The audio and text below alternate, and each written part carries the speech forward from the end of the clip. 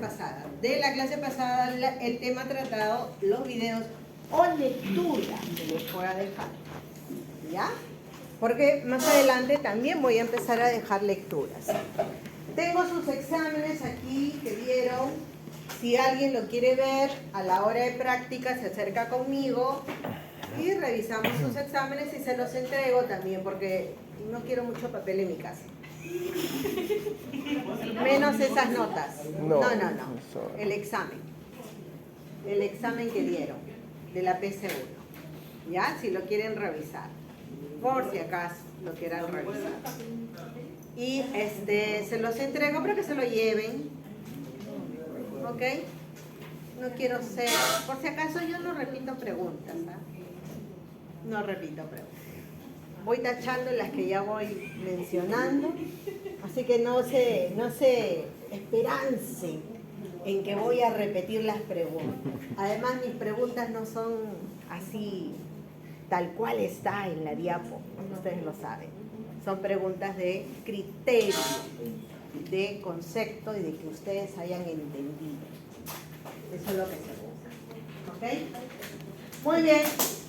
Hoy siempre nos voy a contar. Vamos a hablar,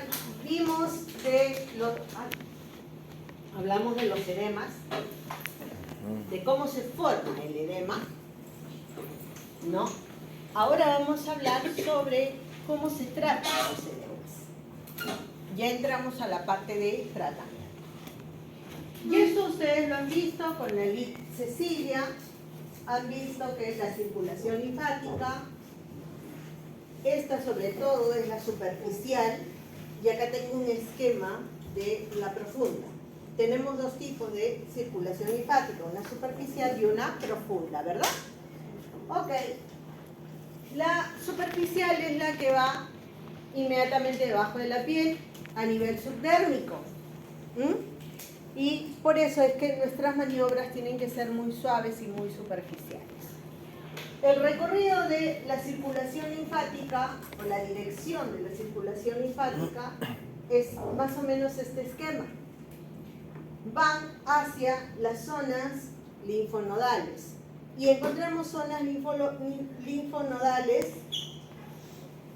en todos los pliegues de nuestro cuerpo. Yo hago esto, me doblo y donde hay un pliegue, ahí va a haber linfonodos. Hacia esas zonas tenemos que direccionar.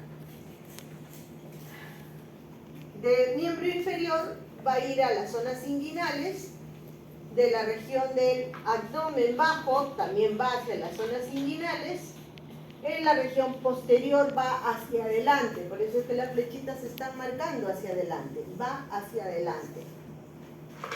De la región glútea interna va hacia abajo, va por acá hacia los ganglios inguinales también, ¿ya? Cuando hablamos de esta zona, estamos hablando inclusive de las zonas genitales. Los genitales, el sistema linfático, va hacia las zonas inguinales. Por eso es que cuando hay una recesión de nódulos o de linfonodos inguinales, suele darse lo que se conoce como linfedema genital, tanto en varones como en mujeres. Hay cuadros increíbles. De mucha pena, conocí una señora que tenía un linfedema genital muy considerable. No se podía ni sentar porque le generaba dolor. Y esas son las zonas que los especialistas en linfología tratamos. Ustedes van a salir aprendiendo la técnica de drenaje linfático, pero ojo, no son especialistas. Para trabajar este tipo de patologías tienen que hacer una especialización. Muy bien, esto es por la parte superficial y por la parte profunda vemos que internamente de la cavidad pélvica, abdominal y torácica hay gran cantidad de linfonodos que van confluyendo y de los miembros inferiores se juntan en lo que se conoce como la cisterna de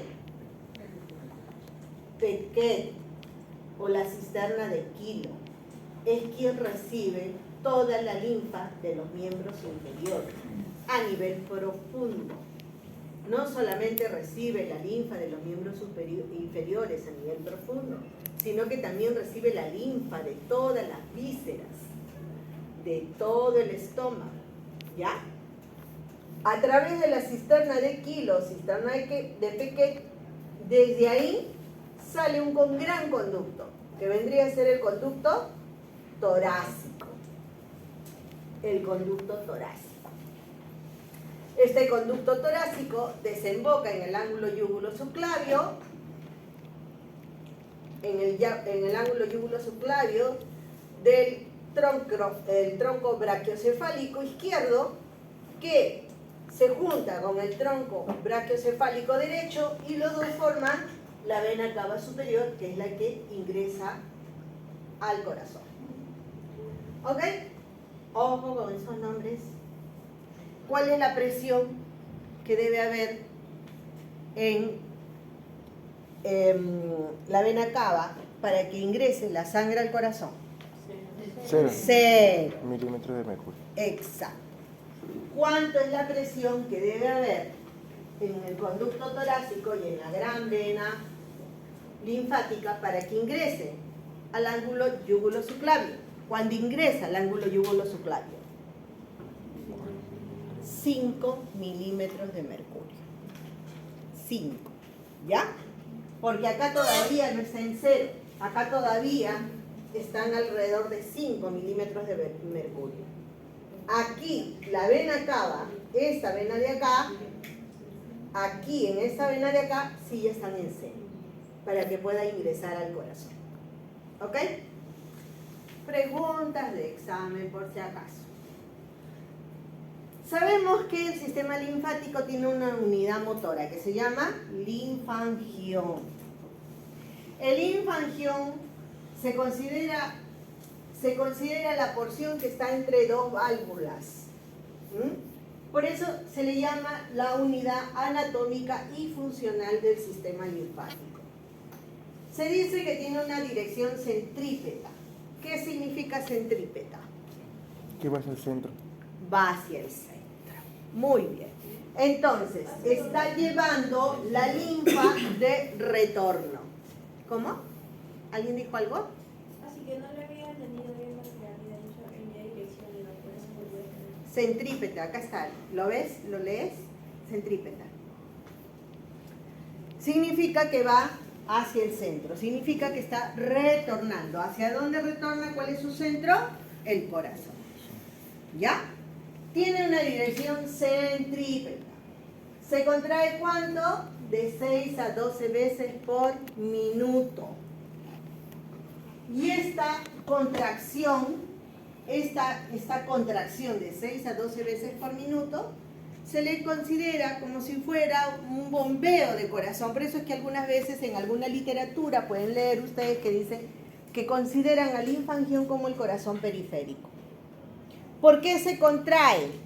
Porque cuando vimos el linfangión dijimos que en la capa intermedia que forma el linfangión, en la capa de tejido, hay músculo ¿de qué tipo? Liso.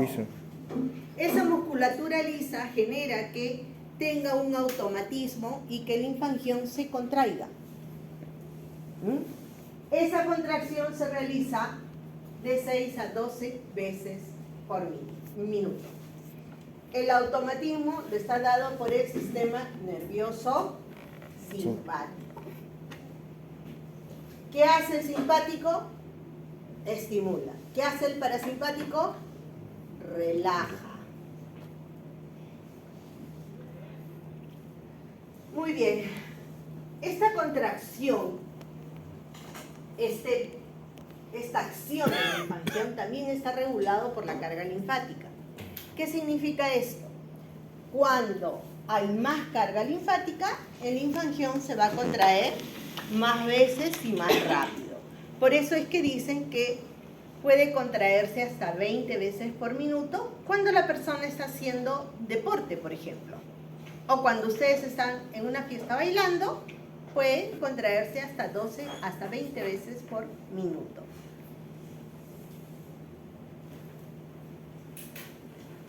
Hay sustancias que van a estimular la contracción del linfático, como los adrenérgicos, las prostaglandinas y la serotonina, que son reguladores ¿de qué? ¿Qué hace la serotonina en nuestro organismo? Creo que es. ¿Qué hacen las prostaglandinas? La serotonina es de la felicidad, creo. ¿Hormona de la felicidad?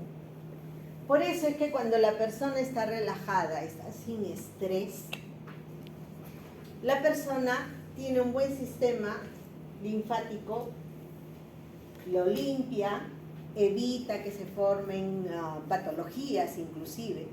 Y cuando la persona está con una carga emocional muy fuerte, está estresado, por ejemplo, los que tienen edemas crónicos empeoran su condición.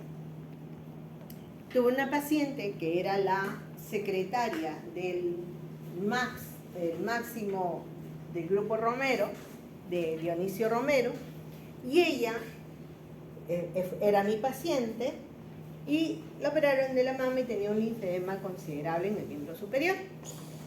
El señor Romero, que por cierto, para los que piensan que la gente de los sectores A son basura, no lo son.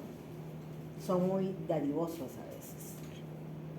Ya, no se guíen por prejuicios. El señor Romero, que era un caballero, lo conocí también, le pagó a María Teresa, que se llamaba mi paciente, un viaje a Santo Domingo para que se relajara. No tenía por qué hacerlo, pero era su secretaria y le dio este viaje de 15 días. María Teresa vino con el bracito así. Y a los 15 días nuevamente estaba así. El estrés. Cuando una persona está con una carga emocional y está estresado, dice, uy, tras palos cuernos, creo que dice, tras palos lluvia. Bueno, hay un refrán que cuando una persona está mal, le pasa todo. ¿Por qué? Porque se enferman. ¿Por qué? Porque su sistema linfático disminuye. Si disminuye, circula, no circula. Si no circula, los nutrientes, las bacterias que transporta el sistema linfático fluyen, no. ¿Qué pasa? Se estanca. Y son caldo de cultivos de enfermedades. ¿Ya? ¿Por qué? Porque estamos hablando de agua. Hay un experimento que hizo un japonés. Masaru Emoto, sí. Emoto. Perfecto. Que habla sobre los cristales de agua, las moléculas que se forman, y se forman bellas figuras con música agradable, con música clásica, con Mozart, con Beethoven. Y cuando le pusieron metaleros, se destruía.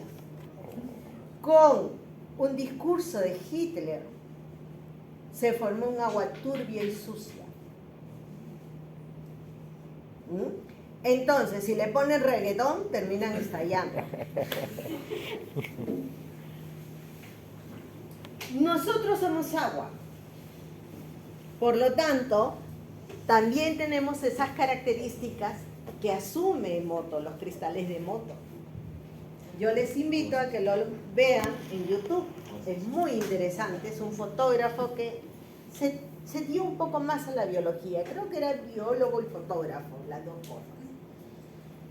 Hizo este experimento y es una belleza los cristales que se forman, las figuras que se forman. Entonces, basándonos en eso, inclusive salió una teoría, la teoría parasimpática, límfic parasimpática, así se llamaba, donde Virginia Kuhl, una belga, discípula de Emil Boder, bajo esta premisa pone un centro de drenaje linfático en los Alpes suizos. Yo he visto las fotos, no he ido, lógico, pero he visto las fotos. Está rodeado de bosques, está en las montañas, todo es vidrio. ¿Y saben quién va ahí? La mayoría de los actores, la mayoría de la realeza europea, a pasar unos días, les hacen drenaje linfático, les conserva la belleza en algunos casos, se sienten mejores y regresan a sus labores. Lógico que Virginia se llenó de plata, ¿no? Digo se llenó porque ya murió en el 2015. Y bueno, sus descendientes continúan con eso, ¿no? Pero hasta ese bienestar emocional y físico, este bienestar emocional que se puede traducir en bienestar físico, nos lo da ¿quién? El sistema linfático. Muy bien. ¿Por qué también se mueve este linfangión? Aparte de la cantidad de carga que puede llegar a estimular las fibras intermedias del linfangión, también la contracción muscular. Si yo me muevo, estimulo mis vasos colectores o mis linfangiones. Si yo no me muevo, no contraigo, no estimulo nada. Entonces, sabiendo esto de la contracción muscular, podemos darnos cuenta que los ejercicios me van a ayudar a estimular al sistema linfático. Pero ¿qué tipo de ejercicio? Yo les hago una pregunta a ustedes. Conociendo las características del linfangión, ¿qué características debe tener el ejercicio?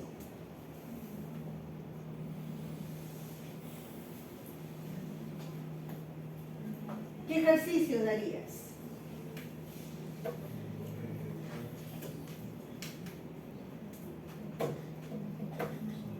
Relaciona nada más. El linfangión se contrae de 6 a 12 veces por minuto. En máximos esfuerzos se contrae 20 veces por minuto.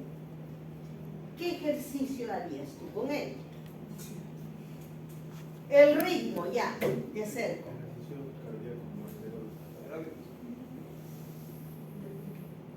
¿Para qué se hacen los ejercicios aeróbicos?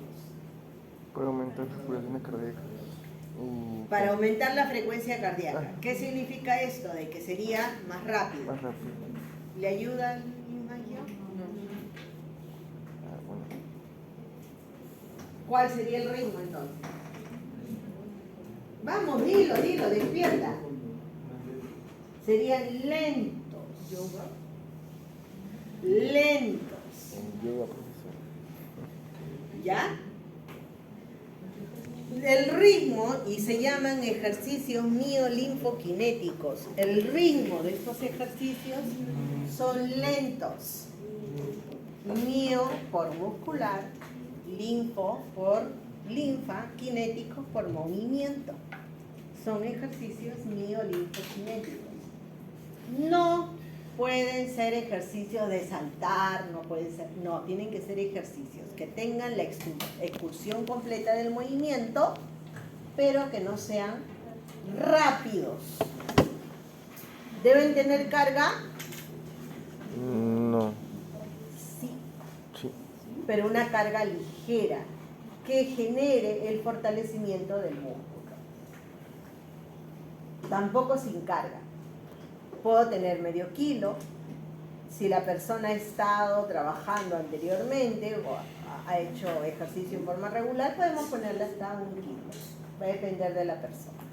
Si alguien nunca trabajó con carga, no le puedes poner nada. Entonces podría ser pilates, por ejemplo.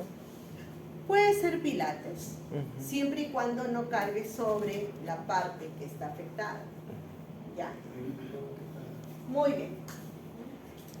¿Qué más genera que el linfangión se estimule y contraiga y vacíe su contenido? Los ejercicios respiratorios. ¿Por qué? ¿Qué pasa con el diafragma y la circulación venosa?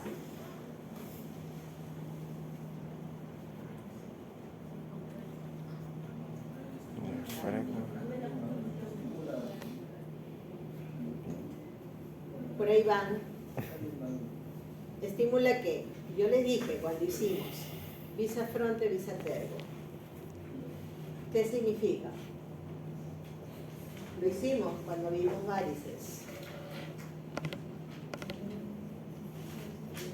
El ascenso y el descenso del diafragma va a generar una aspiración.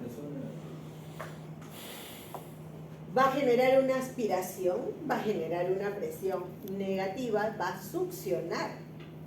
Un efecto de émbolo, le dije.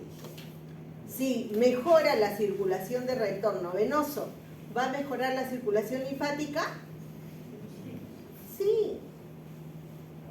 ¿El retorno venoso tiene que ver con la circulación linfática? Sí. ¿Las venas tienen que ver con la circulación linfática? Sí. ¿La función cardíaca tiene que ver con la circulación? Sí. Hemos estado repasando todo esto durante estas clases para que ustedes vean. Relacionen. ¿Las pulsaciones de las arterias vecinas? Sí. La pulsación estimula. ¿Por qué? Porque la arteria tiene una pared fuerte.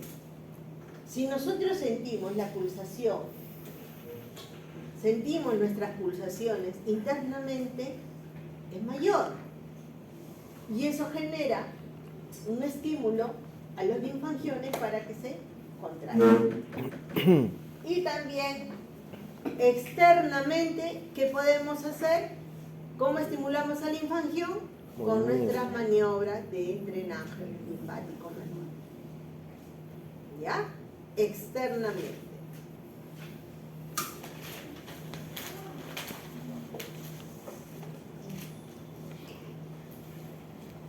¿Cuáles serían los objetivos generales para el tratamiento de los edemas? Lógicamente, voy a aumentar la capacidad de transporte del sistema vascular linfático y o venoso. Por eso pongo venoso, porque tiene mucha relación el sistema linfático con el retorno venoso. ¿Qué es lo que voy a hacer? Aumentar la capacidad de transporte, tanto del sistema linfático como del sistema venoso. Disminuir el edema del miembro afectado. Hago eso para disminuir el edema del miembro de la zona afectada. Y prevenir la evolución del paciente. ¿Por qué? En los edemas crónicos, como el linfedema, por ejemplo, tiende a progresar y a incrementarse más el volumen con el paso del tiempo. No es que disminuya, es que va a ir aumentando porque ya hemos dicho, se va quedando, se va quedando, se va quedando, se va quedando, y eso genera un aumento de volumen desproporcionado con cambios tróficos también. Cuando yo hablo de cambios tróficos, ¿a qué me refiero? Cambios en el tejido, cambios en la piel. ¿Ya? Otros objetivos, si tuviera dolor, me ayuda a disminuir el dolor. Mejorar la movilidad articular cuando tengo grandes edemas que limitan el movimiento.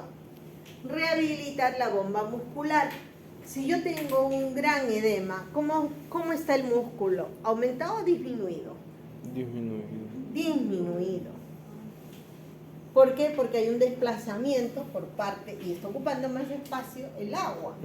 Por lo tanto, mi músculo cada vez se va atrofiando más. Además, el peso, el volumen, no hace que yo no tenga una buena contracción. Y ese trofismo se va perdiendo día a día. ¿Ya? Y, lógicamente, corregir la postura del paciente. Ustedes que les encanta el control postural. La historia del sistema linfático no es nueva, viene de muchos años atrás, desde la época de los griegos, desde Hipócrates, que define al sistema linfático como venas que nacen en el estómago en gran cantidad, ¿ya? Y Hipócrates decía que por ahí llegaban los alimentos al cuerpo.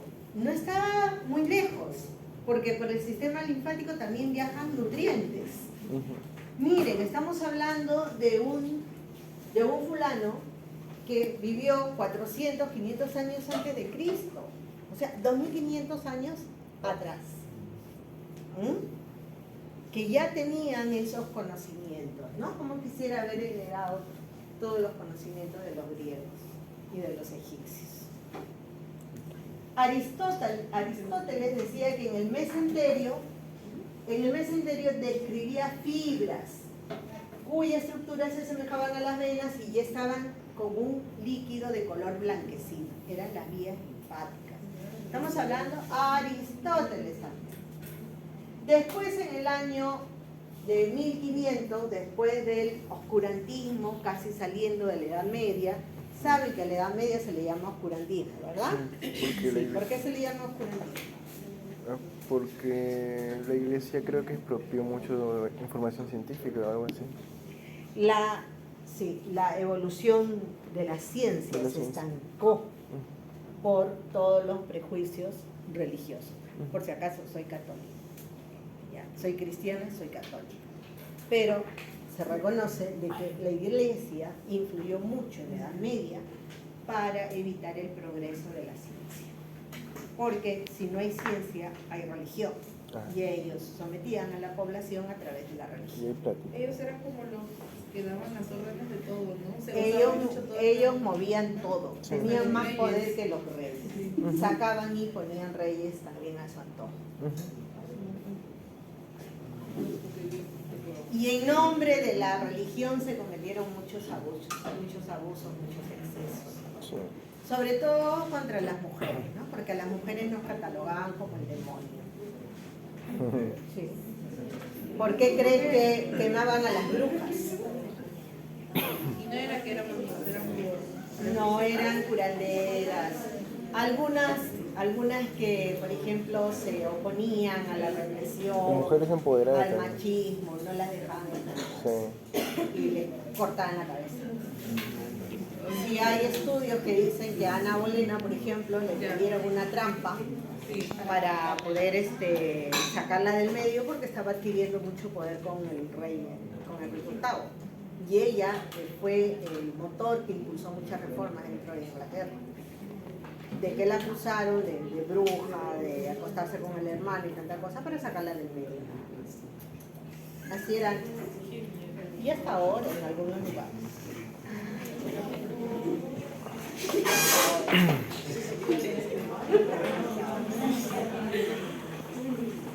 Por eso es que les decía el sábado, no hice clase con los de Respi. Hice coach nada más con los de Respi. El sábado me dejaron hacer clase. ¿Por qué? Porque estábamos hablando de todo esto y les decía, pues, de que uno no necesita de nadie. ¿De quién necesitas? ¿A quién necesitas? A ti mismo y a nadie más. Y a nadie más. Podrás querer a tus padres, podrás querer a tus hijos, pero tus padres se van a ir y tus hijos también, ¿no? Y eso que dicen, ay, yo quiero más a mis nietos que a mis hijos, es la cosa más absurda del mundo. Podré querer a mis hijos, pero nunca voy a querer más a mis nietos. Y ahí hay mezcla de sangre, claro. Por favor. Podré quererlos porque son chiquitos como todo niño, ¿no? Pero de ahí decir, quiero más a mis hijos, a mis nietos, o aferrarme a los nietos. ¿Y cuando se los llevan qué? No. Nosotros tenemos que querernos más a nosotros, estar felices con nosotros, sentirse cómodos con nosotros mismos. Yo vivo feliz cuando estoy sola en mi casa. De verdad. Yo amo a mi esposo, quiero a mis hijos, pero necesito mi espacio. De verdad, necesito mi espacio. Y el día, yo les digo, el día que se vayan, mi hija a veces me dice, ay, me voy a comprar mi depa. Antes me angustiaba, ahora, si quieres irte, te vas. De verdad. Mi esposo toda la vida lo supo. El día que tú te quieres ir, te vas, lloraré unos 2 días, 3 días, máximo 4 no más, le digo. Después de ahí el ser humano supera todo. Y se acostumbra a todo. Como dicen, no hay dolor tan grande ni cuerpo que lo aguante. No hay mal que dure 100 años. Pero ni siquiera 100 años, hija, porque si te quieres tú, ¿por qué vas a forzar a alguien que se quede contigo? ¿Por qué forzar? ¿Para qué vas a forzar? Y lo peor de todo es que a veces se embarazan para retener a la pareja. Eso es lo más sencillo que pueden hacer. Cierto. Eso es lo peor. Pero un hombre cuando no te quiere, si le de 5 hijos, se va. Se mueren por casarse y después. Y a los chicos también, por favor. Mi padre me dijo una vez, el día que yo me muera, ten la seguridad que nadie va a venir a reclamar nadie acá, porque de eso sí, yo habré podido tener N mujeres, pero hijos en una sola. Nada más. Y eso de que tengan, que le esté correteando por acá una, correteando por acá la otra, que pásame la pensión, por favor. Sin estigmatizar a nadie, por favor. Las que han venido, o sea, muchas de ellas están buscando asegurarse quedándose embarazadas. He visto muchos casos quedándose embarazadas, ¿ah? Entonces, tengan cuidado. Además, ya les dije, las enfermedades también que hay por ahí. Ha aumentado la tasa de sífilis en Perú y en Argentina. Tengo amigas argentinas que me cuentan también. En Perú ha aumentado el sífilis que estaba por acá, ha aumentado, por si acaso. Muy bien, volviendo a nuestras clases. Si no, vamos a estar conversados.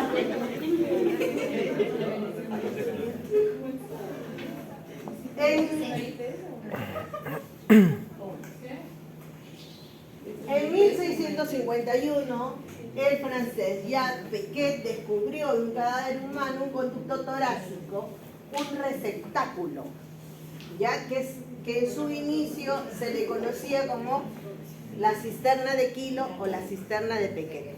Esta cisterna, donde se almacena o donde recibe la linfa de los miembros inferiores, es conocida desde el año 1651, no es reciente, ¿ya? Al finales del siglo XIX, Alexander von Wiriweyter, cirujano austriaco, trató la elefantiasis. Él fue el primero que trató los edemas. Él fue el primero. Inclusive, parte de su tratamiento, he visto unas fotos que he querido recuperarla y buscarla, donde le ponían, en vez de venda, le ponían una especie de elástico, así un elástico tubular, y le forraban toda la pierna, así, le hacían una contención fuerte en aquellos edemas grandotes, ¿no? ¿Quién hizo esto? El Alexander von Wiriweyter, ¿ya? Basado en el trabajo de este austriaco, es que Emil Boder, en 1932, desarrolla su técnica de drenaje linfático manual. Emil Boder, la técnica que están estudiando ustedes, no fue médico, no fue fisio, no fue enfermero. Bueno, en esa época no existían los fisios, ¿ah? Nosotros somos una rama de ¿qué? Nosotros somos una rama de la enfermería, por si no lo saben. Nuestra profesión deriva de las enfermeras, así que hay que tenerles mucho respeto a ellas. Quienes iniciaron a trabajar con los pacientes con ejercicios fueron las enfermeras. ¿Ok? En esa época, Emil Boder era un biólogo que trabajaba, aprendió a hacer masajes y trabajaba en la Riviera Francesa, que es donde iba toda la nobleza europea a recuperarse de los males, porque es un clima seco. Es como si acá te mandaran a Jauja, por ejemplo. A los tuberculosos antes aquí en Perú, a todos los mandaban a Jauja. Por eso es que por ahí alguna vez han escuchado que cuando alguien tose, le dicen jauja. ¿Por qué? Porque te enviaban a todos los tuberculosos a Jauja por ser un clima seco, caluroso, agradable para la recuperación del paciente. No conozco Jauja, pero me imagino que debe ser como Ica, ¿no? Cuando yo fui a Ica la vez pasada, inmediatamente se siente el cambio del clima de Lima con el clima de Ica, que es seco. Sí, seco. Se siente el cambio así tremendo. Y qué bonito clima tiene. Muy bien. Sabemos que no tenemos un órgano central como el corazón que bombea la sangre y que recoge la sangre. Entonces, tiene que ir de la periferia hacia el centro.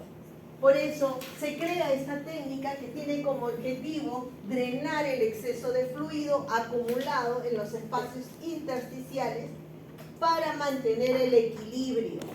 ¿Cómo se llama? ¿Qué nombre recibe el equilibrio interno? Homeostasis. Homeostasis. Muy bien, chicas, muy bien, ya estamos aprendiendo. El drenaje linfático manual, si bien es cierto, lo inició Emil Boder, no es la única escuela. Tenemos múltiples escuelas, pero todas han derivado de la escuela de Boder. Tenemos en Alemania Asdom, Carles Smith en Australia, Felgi en Alemania, Leduc en Bélgica, Boder en Austria, la de la Academia de Estudio Linfático de Estados Unidos, últimamente Godoy y Godoy en Brasil. Todos han sacado, y ahorita creo López Montoya en México. Cada uno saca su técnica. Pero todas estas técnicas están basadas o son derivadas de la escuela básica de drenaje linfático, que es la escuela de Emil Boder, que es lo que ustedes en este momento están aprendiendo. Se tienen que, para estudiar o para ser especialistas en manejo de patologías linfáticas, tienen que estudiarse todas estas escuelas y todas estas técnicas. Particularmente para patologías muy severas, yo uso Leduc y Felgi. Y cuando se trata de estética, me voy más para la rama de Boder. ¿Cuáles son las indicaciones? Es que Boder a veces me aburre. Leduc es mucho más práctico para mí. Yo soy más Leduc que Boder.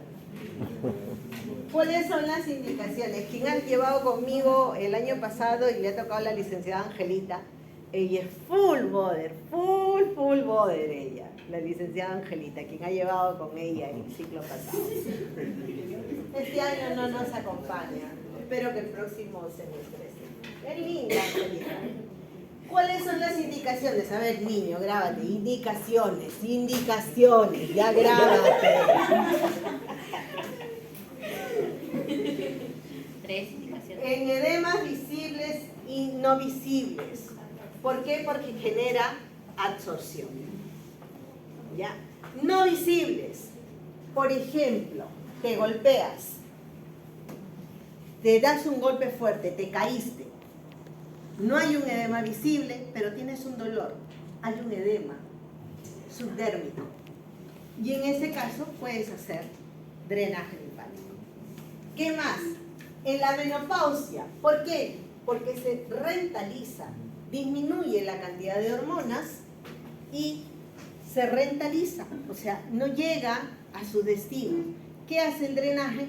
Estimula la circulación. Si estimula la circulación, estimula también la formación, porque los ovarios no son los únicos que forman hormonas. Entonces, cuando se viene la menopausia, que es la atrofia de la parte ovárica, no es la única. Tenemos la pituitaria, donde se forman también hormonas y que pueden ser transportadas a través del sistema linfático. ¿Ya? También aumenta la formación de linfocitos, entonces el sistema inmunitario se ve favorecido. No solamente transporta o almacena el sistema linfático, los linfocitos, sino que el drenaje linfático aumenta la producción. Por eso es que, basado en ese concepto, Virginia School hizo su centro en los Alpes suizos. Y bajo ese concepto es que van grandes personalidades a su centro a internarse 2 semanas mínimo al año. ¿Qué más? Reparación de los tejidos. Tenemos dentro de lo que es la cicatrización 3 etapas: la etapa inflamatoria, la etapa proliferativa y la etapa regenerativa. En la etapa inflamatoria, el drenaje linfático me va a ayudar a resolver más rápido esa etapa. Y en la etapa proliferativa y de remodelación va a estimularla, generando entonces como consecuencia una mayor cicatrización en menos tiempo. Y también brinda el efecto de la relajación. ¿Por qué? Porque va a actuar sobre el sistema nervioso parasimpático. ¿Ya? Es más, hay mucha gente, muchas actrices que se hacen 2 veces al día drenaje linfático en la cara. ¿Por qué? Por estos efectos. Ayuda a la regeneración de los tejidos.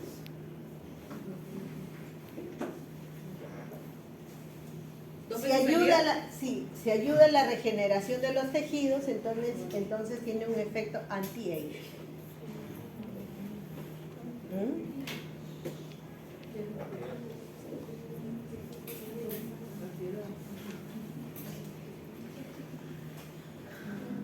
El drenaje linfático manual lo podemos usar tanto en la parte estética como en la parte médica. Hay esos 2 grandes campos de acción, la parte estética y la parte médica. No necesitamos que una persona esté enferma para hacerle drenaje linfático manual. Podemos hacer drenaje linfático manual a cualquier persona como efecto relajante. Un alumno de acá la vez pasada, que ya ha pasado como 2 ciclos, me mandó las fotos de su abuelita, que tenía varices, y me mandó una pre y me mandó una post. Y también otra alumna me mandó, no lo guardé eso, que le había tratado a su hermana para las famosas celulitis, que no son celulitis, sino se llama paniculitis. Y también, practicando con la abuelita, practicando con la hermana. Yo le puse ahí, ahora practícalo tú en tu carita. Para que no envejezca, no sea mal pensada. Tenemos contraindicaciones. Sí hay contraindicaciones. Absolutas. Absolutas. ¿Qué significa absoluto? Jamás de los jamases. La primera, tumores malignos o benignos, controlados o no. Lógico, si tienes un tumor no te vas a poner a manejar el tumor. Pues, es un absurdo, ¿no? Sí, o sea, pero tengo que ponerlo porque para recalcarles eso. Tumores. En ningún tumor, sea maligno, sea benigno, esté controlado o no. ¿Ya? Totalmente contraindicado. Infecciones agudas. En casos de celulitis, de pseudomonas en la piel, hay que esperar el tratamiento del infectólogo, del dermatólogo, que esté controlado esa infección, y nosotros después procedemos a nuestro tratamiento. Así no haya cerrado la herida, pero sí tiene que haber un control de la infección. Porque con el drenaje linfático manual, ¿qué hago? Propago la infección. Porque por el sistema linfático que viaja, también viajan las bacterias.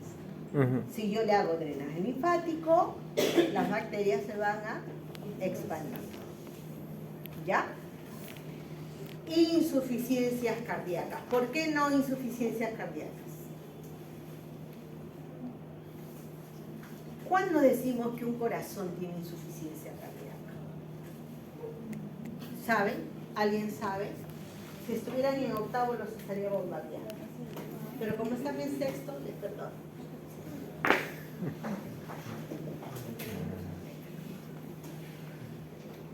Un corazón que tiene insuficiencia cardíaca, cuando hablamos de esto, nos referimos a aquel corazón que no tiene la fuerza suficiente para bombear. Ya, eso es una insuficiencia cardíaca. No bombea con la suficiente fuerza para expulsar la cantidad de sangre que debería expulsarse. ¿Cuánto expulsamos?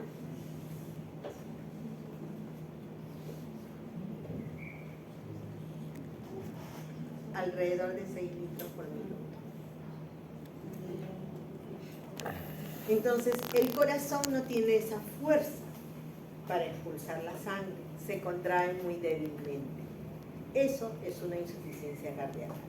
Si yo genero que venga más sangre, ¿qué va a pasar con el corazón? Se va a congestionar y le puede dar un paro cardíaco. Mucho cuidado con eso. Trombosis venosas profundas recientes o en ese momento que tenga sospecha de trombosis. La vez pasada me vino una paciente con la cara totalmente hinchada, colorada, ya, media ya se le veían las venas y venía a que le haga adrenal. Le dije, ¿tiene un diagnóstico? ¿Le han hecho un ecodoppler? No. Señora, primero vaya, porque me da la impresión de que hay una trombosis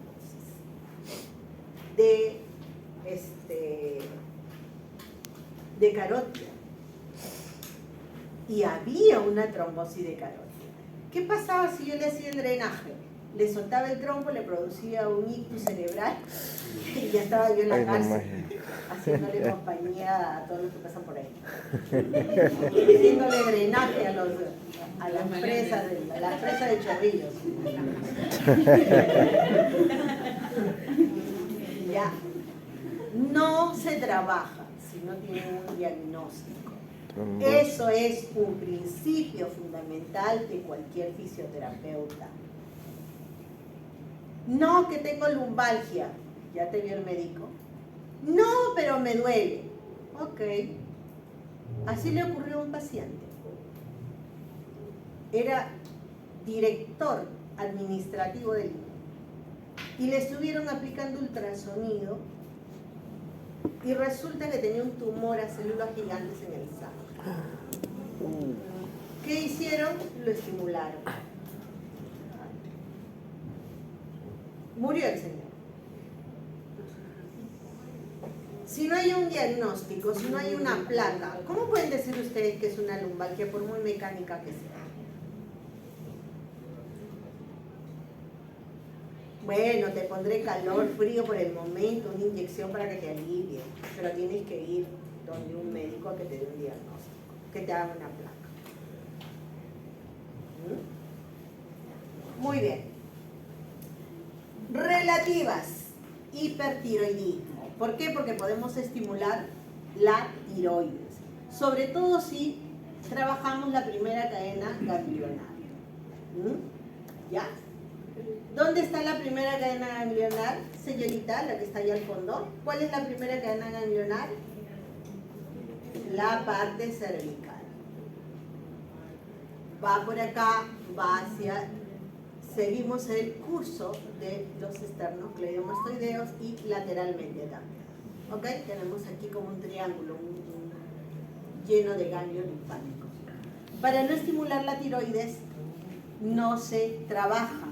¿Puedo trabajar el terminus? Sí, pero la parte periférica, no las partes centrales, ya que tienen que ver con la parte de la tiroides. O sea, sí puedo trabajarlo, pero trabajando esta parte de acá y no trabajando la primera cadena cervical.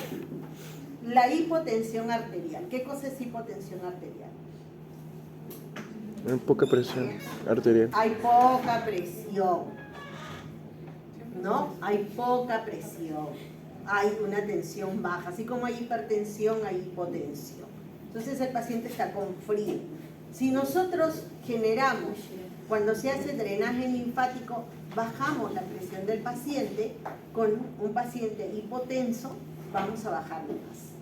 ¿Podemos trabajarlo? Sí, pero tenemos que ver, ir probando y preguntando cómo te sientes.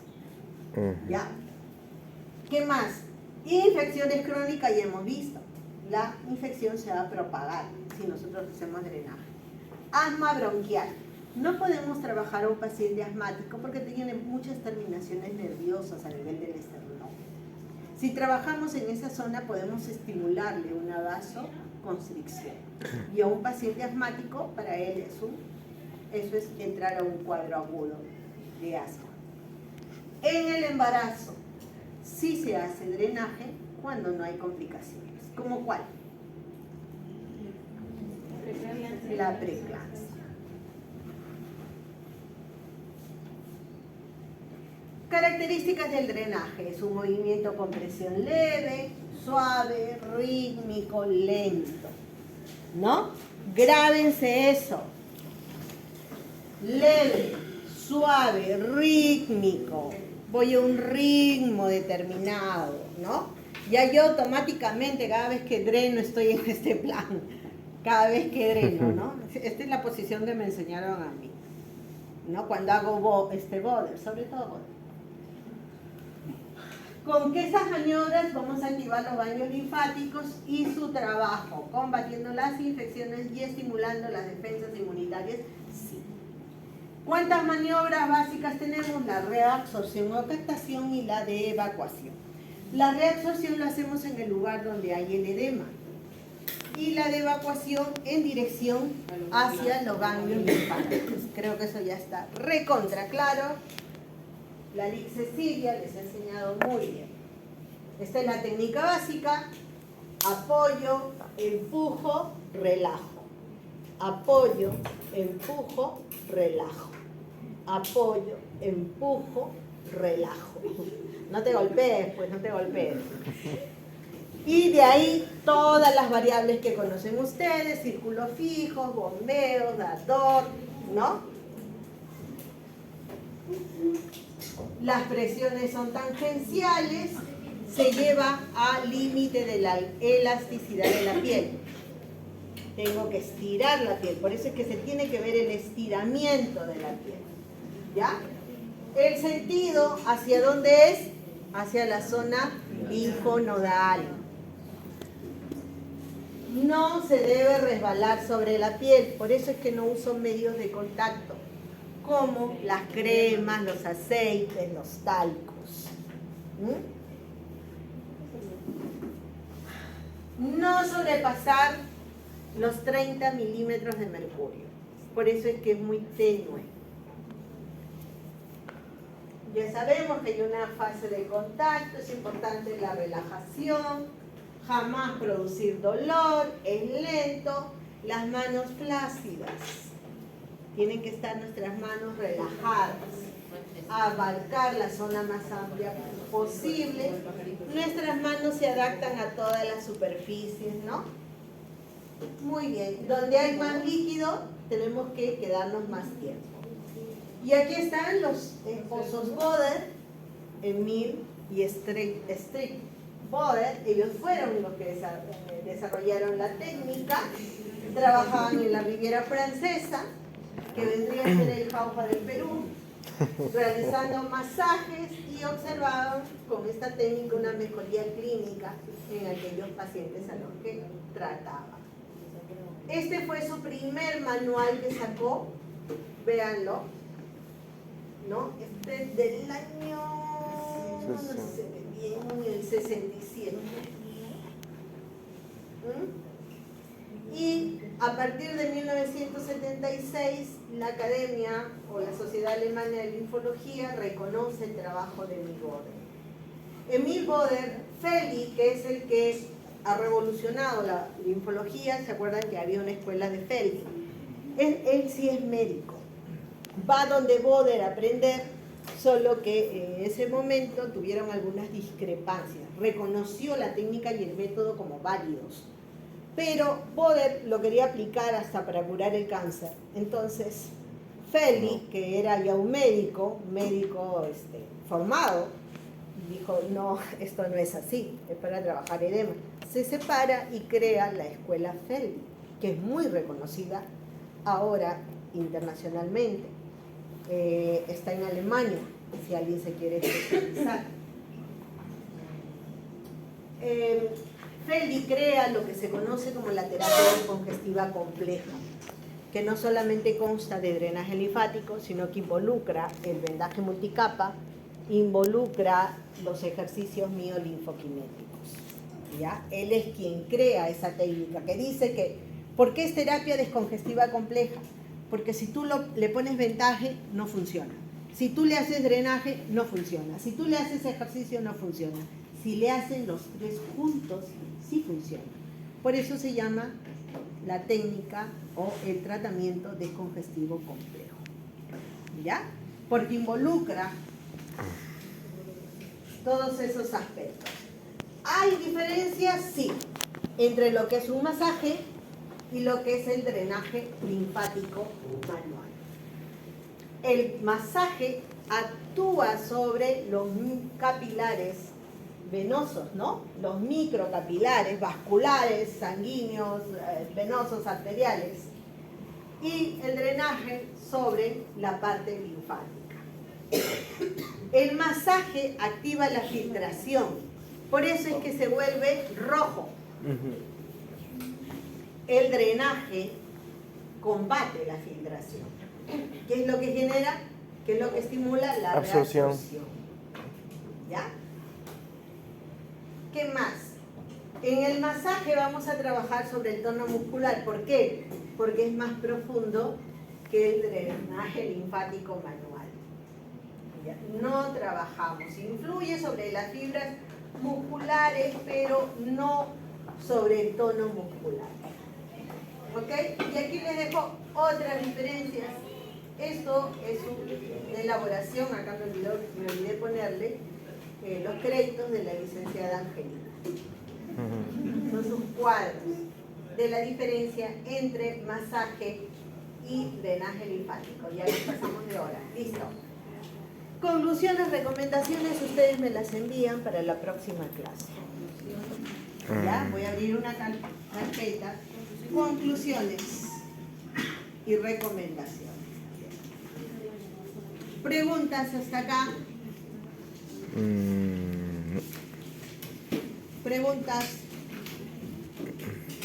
¿Ninguna?